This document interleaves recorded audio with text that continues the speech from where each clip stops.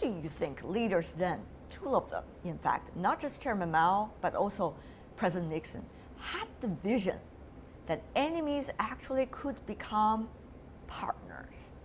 How could they be able to do that? Well, I think at the time there was a widespread understanding, I think, in both our countries, that we had common purpose and common interests, and we had waited too long to realize the benefits of cooperation. So as Richard Nixon and Mao Zedong approached each other, they were working from a foundation which said we should cooperate. We have too much in common. Indeed, neither country thought the other was their primary adversary, and of course we all know that a common interest against the Soviet Union was that initial bond that brought them together, such an important element of the back-channel talks between Kissinger and Prime Minister Zhou Enlai. And once the Chinese side could see the United States receding from Indochina, taking away that threat to Chinese border security, well, then the obvious benefits of cooperation brought the two together. It's very interesting now. Even when we're talking about it, I still have goosebumps because it was really exciting time. And you think about what that decision then has meant now. It's really tremendous. Do you think the leadership now between the two countries would have much vision as then our two countries had? I think, of course, the leaders of that time, both of the side have great visions, very clear. But today, I think the problem is, from Chinese perspective, I think Chinese leaders still have vision, but the U.S. politics is a problem because they changed the president, changed the ruling, from different parties at least. So bring in the different visions, this is a problem. And also the environment of the leaders in both countries, I think, are different comparing with the past. Now the decision-making environment is much more complicated comparing with 45 years. Right. There was no Twitter, there was no, actually in China, no TV, no audience, no such a mass media. So I think today the leaders are facing a very, very difficult environment to make big decisions. Well, I'm not sure as a media person whether media is an obstacle or rather a facilitator for better relations. I have an argument with you over there, Professor. But repair relations between the United States and China then is never easy. Even for President Nixon from the US, his attitude toward China was not, quote, good in the very beginning. That's at least the belief here in this part of the world. Nixon, during his 1960 presidential campaign, he had supported then Taiwan leader Chiang Kai-shek. By the second half of the decade, he increasingly began to talk about there being no reason to leave China angry and isolated. And then that developed into 1971. Nixon specified 5 great power centers, including US, Europe, Soviet Union, Japan, and also China. And by the way, Mr. Da, I heard that Chairman Mao Zedong, after reading that specific speech given by Mr. Nixon talking about 5 powers, including China, decided there is something that could be done. So messages are extremely important. Sure. Media is important in that regard. But anyway, let me come back to you about that point. What about messages? What kind of messages? How to send those messages? What would be the best platforms for those messages? I think, sending messages at that time is different because that's, the Nixon breaking the ice of the US-China relations was a typical secret diplomacy. So nobody know the development before Dr. Kissinger visited China. So that's a really secret Even diplomacy. after that. Yeah, but today it's different. So sending signal become more difficult today. So it's very hard to imagine such a secret diplomacy between the US and China today. So I think today, in today's environment, I think sending signal become more and more, something public. Interesting. Yeah. Professor Ross, do you agree? Is it about the sending signal and the challenges related to that, or something else? Well, I think Da Wei is right to say the first issue is one of vision and where we take the relationship. And I would agree with him that the Trump presidency has yet to establish its direction. But many Americans are concerned because we're not sure what the Chinese vision is either. We hear about the China dream, and it's quite clear that a large navy is part of the Chinese dream. So Americans are apprehensive about where the Chinese want to take the relationship. In this context, it's important to remember that when President Nixon said there were 5 powers, well, there were really only 3, right? There was the United States, China, and the Soviet Union. Well, today in Asia, there are only 2. And of course, that makes the relationship far more difficult. When President Nixon traveled to China, our common focus was the Soviet Union. Today, when we do US-China relations, our focus is each other. And there's no way to get around that fundamental contradiction in East Asia that the United States and China are the 2 great powers. Professor, When President Nixon went to Beijing, Professor, yes. what you said extremely interesting and thought-provoking. That's why I want to follow up a bit, because it has never happened. China, United States being the biggest world economic power and the second largest world economic power. And China has no apprentice being the world's number 2 when it comes to economic power, at least. While the US has already some experience for decades being the world's number 1 economy. For example, against the former Soviet Union and in its interactions with Japan. So many here in China also wonder whether US has already got a lot of experiences dealing with number 2 and drag, quote unquote, the number 2 down. And exactly what China is facing from the United States, is that what it is?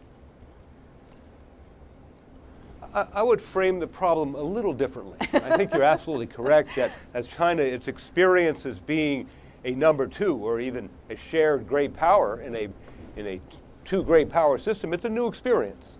And so for the Chinese side, it is a learning process of how one uses one power in a way that doesn't destabilize or challenge others or create concern.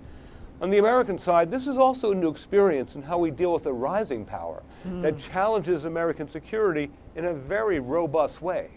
So the United States has to learn how to respond to a rising power, and this is new to the United States as well. I would suggest the answer for both sides is we both need to try and exercise restraint.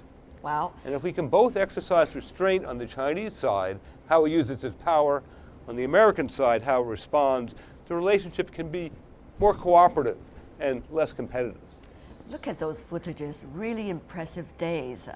Both Chairman Mao's time and also President Mr. Deng Xiaoping, a paramount leader in China. Mr. Da, you want to respond to what Sure. Professor Ross just illustrated? I think we should not be so pessimistic. I think so far China and the US has done our job, maybe not very bad. Mr. Ross said that China is challenging the US in security robustly, but if we look back to the history, actually the U.S. faced the Soviet Union's challenge. I think that was much serious, challenge for the United States.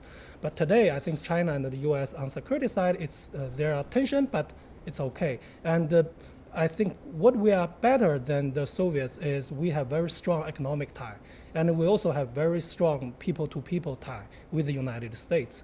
So we do have some differences, we do have some tensions, but I think China and the U.S. now are, in China's term, so-called new model of the great power relationship. Right. It is something new. It's different from Soviet-U.S. relations. It's different from the history of before the World War II. Mr. Da, can China do well in the apprentice role of being the world's number 2 economy? Can China and the United States be able to afford now any mistakes in some of the crucial areas?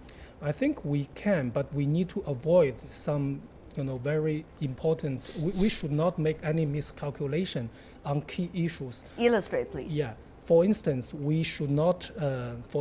China should not try to challenge the U.S. The commitment to the alliance, regional alliances. And China should not try to push the U.S. out of the region militarily and also diplomatically, economically. I think now we have a very good condition to avoid that strategic miscalculation. We have economic interdependence. Okay. We have nuclear deterrence to each other. So I think it's a good environment for us to avoid the calculation. Well, on the U.S. side, they also need to avoid making any miscalculation about China's intention. Okay, before we go to Professor Ross, let me just go with you through some specific points of history in which China and United States actually has been on some quite difficult times, ups and downs in the past 4.5 decades. Before we move on, take a look at these key historical moments. In the joint communique on the establishment of diplomatic relations, U.S. President Jimmy Carter grants China full diplomatic recognition. The U.S. reiterated the Shanghai Communique's acknowledgement of the Chinese mainland's One China policy. Soon after that, Chinese Vice Premier Deng Xiaoping visited the United States. Due to political turmoil in Beijing in 1989, the U.S. government suspended high-level official exchanges and military sales with Beijing. A number of economic sanctions were also imposed. Relations got better in the next decade.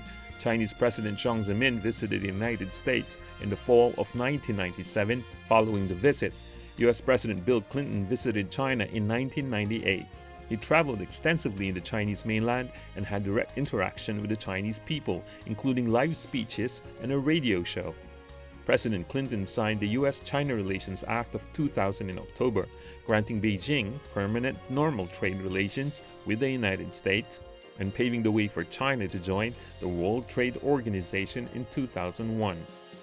In April 2001, a U.S. reconnaissance plane collided with a Chinese fighter and made an emergency landing on Chinese territory. After this tense standoff, President George W. Bush kept stable relations with Beijing for more than 7 years. China and the U.S. have worked together on several global issues. Their joint statement on climate change set the foundation of the Paris Agreement, and they have become important trade partners to each other.